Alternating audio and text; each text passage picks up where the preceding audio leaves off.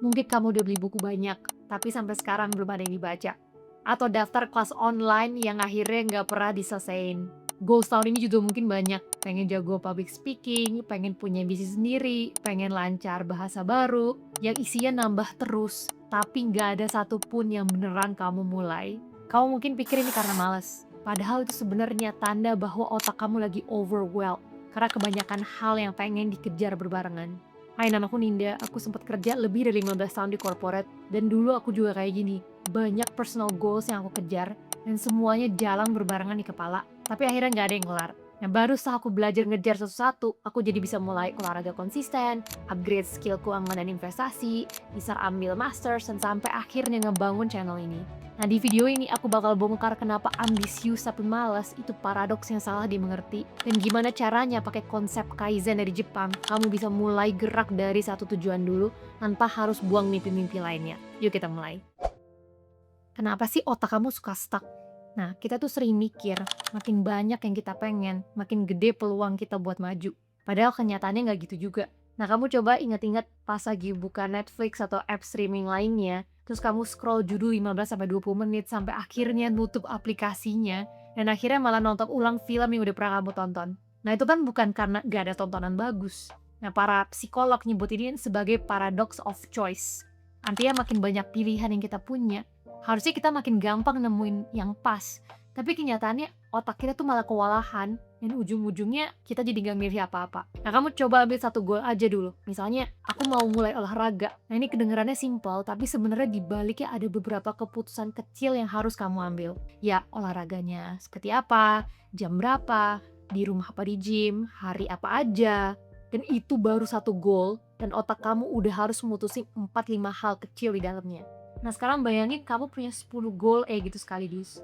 Olahraga, nabung, belajar skill baru, mulai jualan online, dan seterusnya.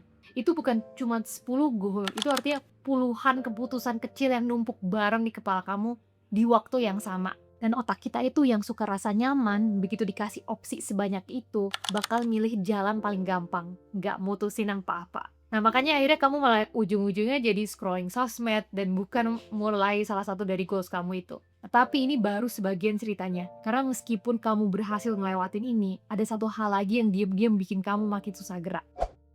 Ekspektasi yang numpuk. Nah, di situasi lain kita juga sering mikir, makin banyak goals yang kita punya, berarti kita makin ambisius dan itu artinya bagus. Tapi coba deh inget weekend kamu. Pas kamu lagi duduk, kamu buka notes di handphone, terus mulai nulis, mau ke gym tiap hari, mau bangun jam 5 pagi, mau berhenti main handphone pas malam, mau baca buku 30 halaman, mau mulai jualan online. Semuanya kerasa masuk akal pas kamu nulisnya. Nah, masalahnya, tiap satu goal itu diam-diam minta versi terbaik dari diri kamu. Dan begitu semuanya ditarget tiap hari, kamu sebenarnya ngasih diri kamu 5 kesempatan buat gagal per harinya. Nah, realistisnya dari 5 goal itu mungkin cuma 1-2 yang beneran jalan konsisten. Tapi karena ekspektasinya semua harus jalan, yang keinget di kepala kamu bukan 2 hal yang berhasil, yang sukses. Tapi malah 3 atau 4 yang bolong dan gagal. Dan begitu ini kejadian berulang tiap hari, otak kamu mulai narik kesimpulan yang salah. Jadi bukan yang targetnya kebanyakan dalam sehari, tapi malah jadi, aku emang orangnya males. Padahal kalau kamu coba pikir baik-baik, kamu tuh nggak gagal total, kamu berhasil di 1-2 hal, cuman karena ekspektasinya semua harus sempurna sekaligus. Keberhasilan itu kehitung sebagai kegagalan.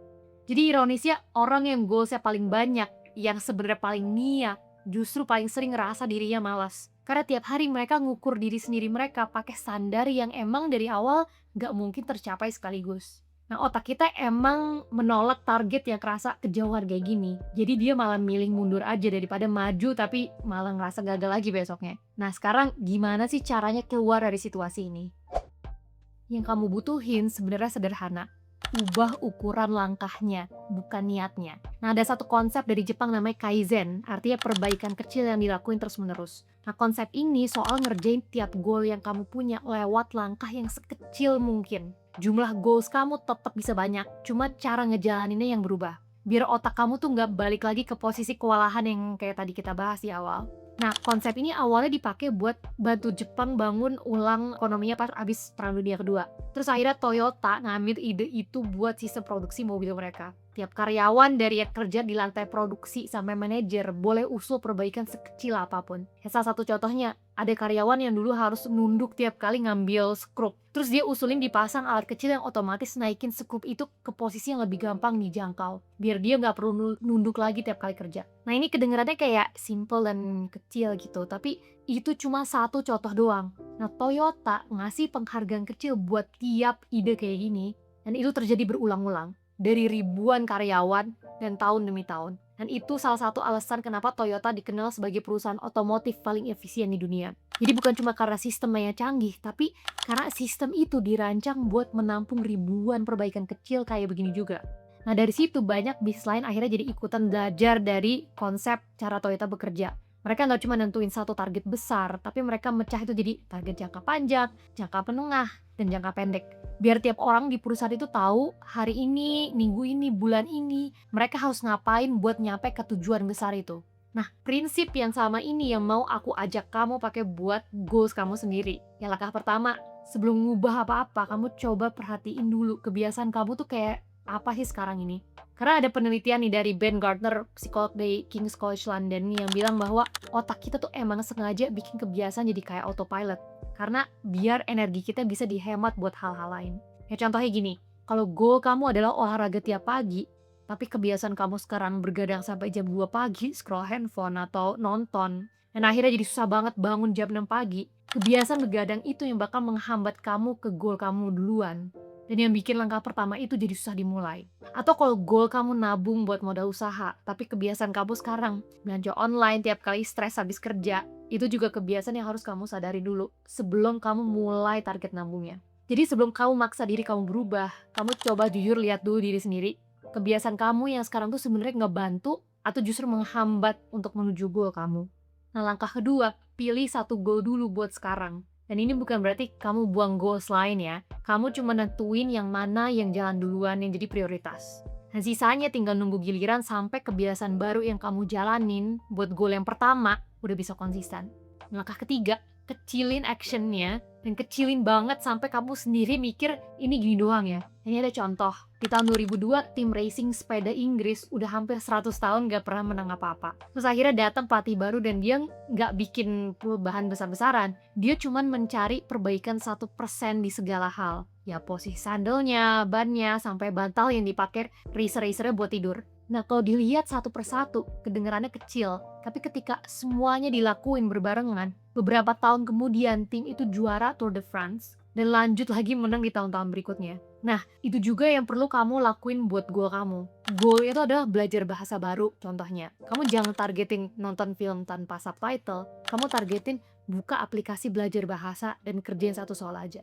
Goal olahraga, jangan targetin ke gym 1 jam, targetin berangkat ke gym. Nah, kalau kamu ngerasa itu ketinggalan atau ngerasa kok kayak cuman segitu doang, itu justru tandanya kamu udah di jalur yang benar.